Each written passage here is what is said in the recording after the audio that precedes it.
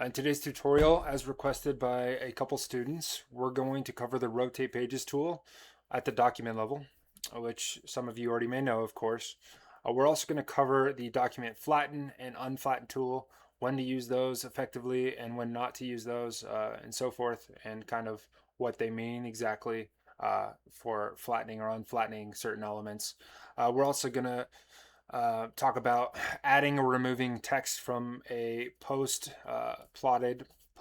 printed document or a sheet set in Bluebeam.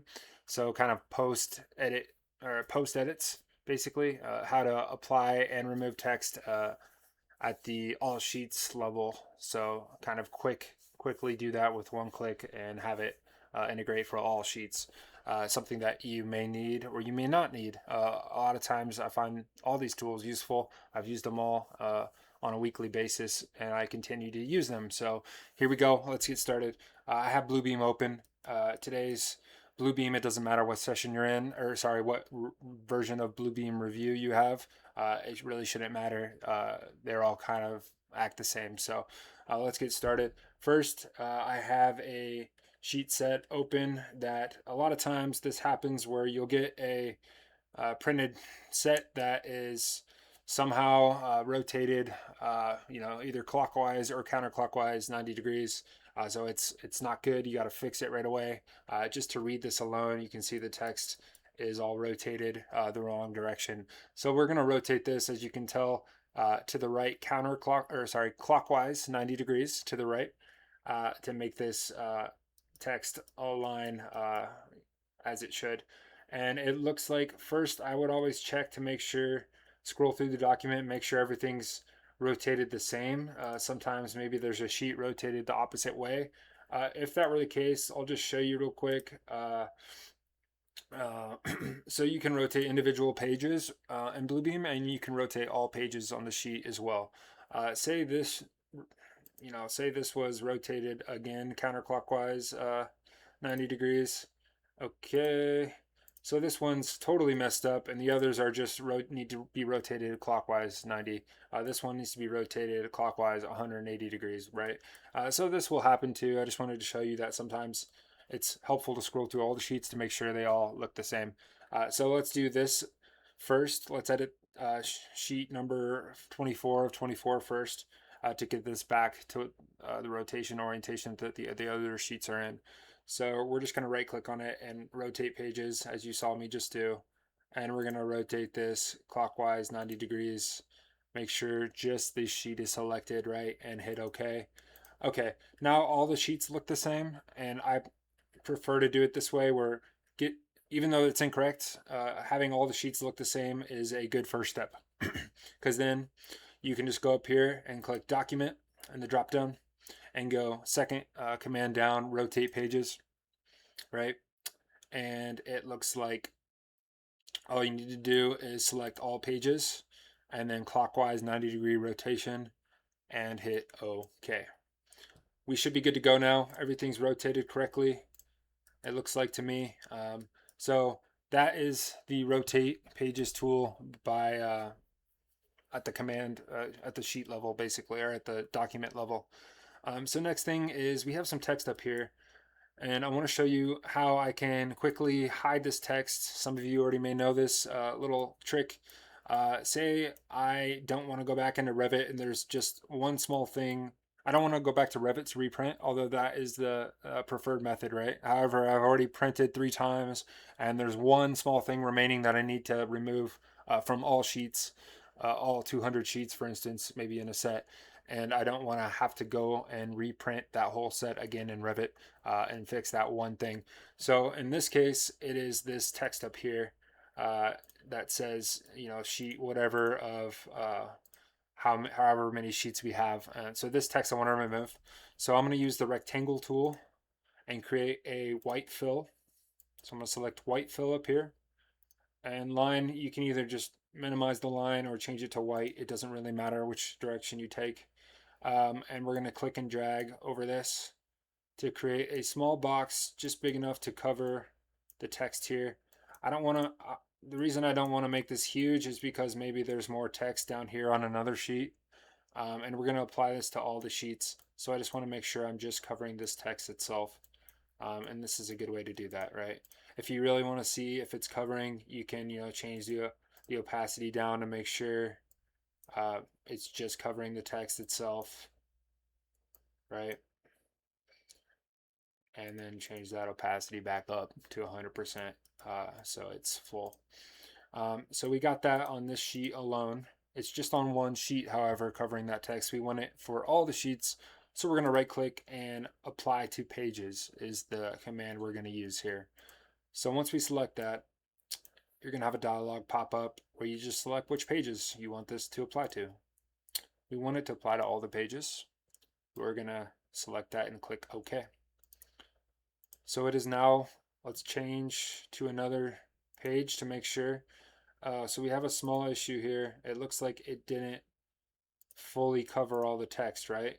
If you change this out, which is not good. So I'm actually gonna Control Z out of this back to before we made that edit. And I'm gonna go back to the sheet we originally created.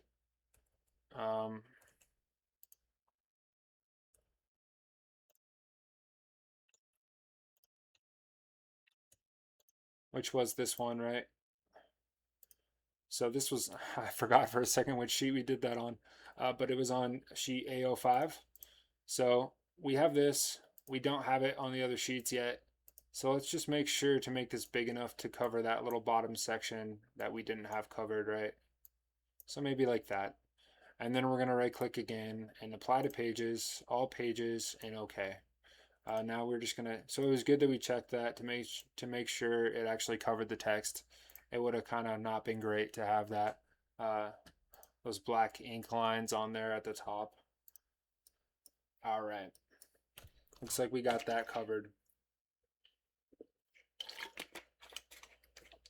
The next tool I want to show you guys is the flatten and unflatten tool. But before we do that, actually, you know what? Let's flatten it now, and then we're gonna unflatten it just to show you. So to flatten a document, which means flattening it, taking all of the like added text and pasting it permanently into the document is basically what flattening is. So people can't edit that or can't grab this white box and select onto it. So they can't see the like post edits, which is what you want to do. If you post edit a document, you want to flatten that document so that all the text and callouts and everything that you've done, and Bluebeam specifically, is now flattened, permanently, like pressed into the document, if you will. So I'm gonna go to documents, have that selected, go to documents and flatten. Actually we want to, sorry, I misspoke. You don't need to have that selected. It just, you can select anywhere on the document before you go to documents and flatten. It's not like you're flattening that individual element. You're actually flattening all these options here. So all the images, snapshots, text box and callouts, pen and highlighter, line dimension stuff. Anything you did in Bluebeam after the fact, you can flatten. Usually I don't change these settings here. I usually keep it as is. I make sure that it says all pages at the top because I want all the pages in the document flattened, but I don't really worry about changing any of this here. Form fields can't be flattened, can't be unflattened. I don't use form fields really much in notes either, so that doesn't matter to me. Flatten, you want all markups selected here. And this is the only other checkbox that I often uncheck or check depending on what I'm doing. If I want to allow markup recovery, then I will have this checked, which just means I can unflatten this document again and edit those changes, which is kind of nice. However, yeah, so in this case, let's actually keep this checked so that we allow the markup recovery, which just means I can unflatten this document later.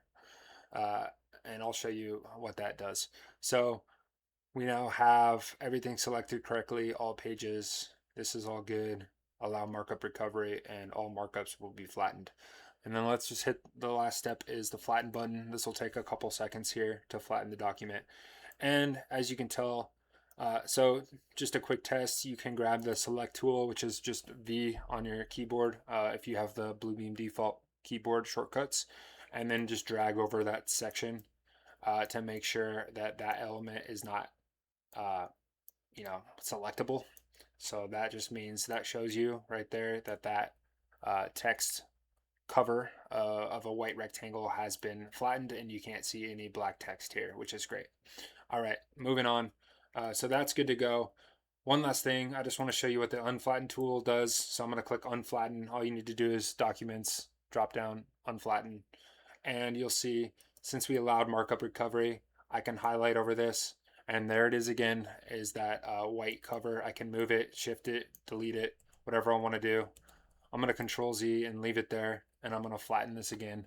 And this time, so let's do this. Let's go Documents, Flatten again.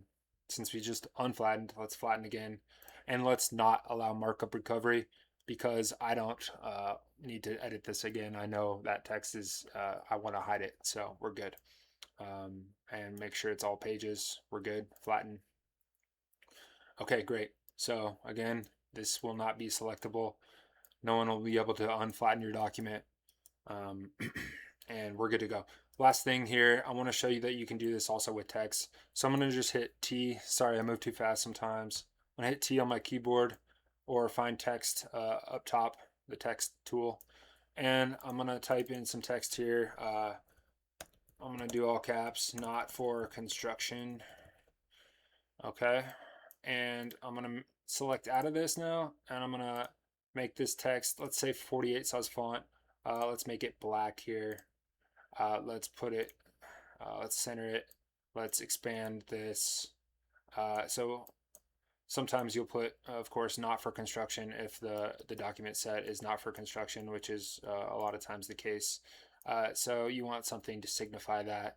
I could do that like very big and put it like vertical, put the text vertically up here, or more on the sheet itself. But for now, I think this is okay. So I'm gonna do this. I'm gonna right click on this and go to auto size text box, just because I like that text box not to be so much bigger than it needs to be, right, for the text. And then I'm gonna right click and I'm gonna apply this to all pages, the same way we did with the white rectangle hide box. So we're gonna apply it to all the pages here. As you see, you can apply it to a custom range if you'd like, and select your type in your page range like 1 through 5 or something if you don't want to apply this to all the sheets. But yeah, I'm gonna keep it for all the sheets. So I'm gonna go all pages and hit OK. So that'll apply to all the pages now. If we scroll down, you'll see it applies to all these pages. Don't kind of ignore these lines here. They're not great, but I was hiding private information, so I didn't want that showing. So we now have this on all the sheets. Let's flatten again, since we had added something since we last flattened, right? We added text. Let's do that. So let's go to Document and Flatten one last time. We don't need to allow markup recovery. However, I'm going to, because I'm going to take this off after this tutorial, so I'm going to allow that, but you don't need to. All right. Okay. So as you can see, this is now not selectable. It's pasted onto the document on all the sheets. And another kind of cool thing about Bluebeam is, maybe you'll notice, is if you're like scrolled into a certain area and you want to check all the sheet numbers or sheet names, this is just an added thing that I didn't realize till a little later on in my career, is you can be here, select showing just the sheet, and you can go to the top. So say I want to check the sheet numbers on all the documents really quickly and make sure they're actually there, or just check what they are. I can just have this zoomed right to the bottom right corner of the sheet, go to the first sheet over here in your thumbnails, and then just use the down arrow to quickly go through each sheet and check that these numbers are what you want them to be and they're accurate. This document has some unique numbers, of course, for sheet numbers, but that is the whole idea. You can do the same thing with something at the top or wherever. Maybe I want to do it here at the sheet name, so I can do that there as well and scroll down through each. It's just a nice feature that Bluebeam holds that location on the sheet. And this only will work if the sheets are all the same size, the pages are all the same size. If they're not, which you can check down here in the bottom right. If they're not the same size, this won't work for you. So yeah, guys, I think that's about it.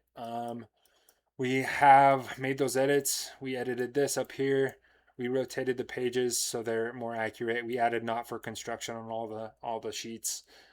And I think, you know, this is a half-baked sample project, but this is what I wanted to show you today. So if you guys have any comments or questions, feel free to post them below. And, you know, thanks for listening, and have a great day. Thanks, guys.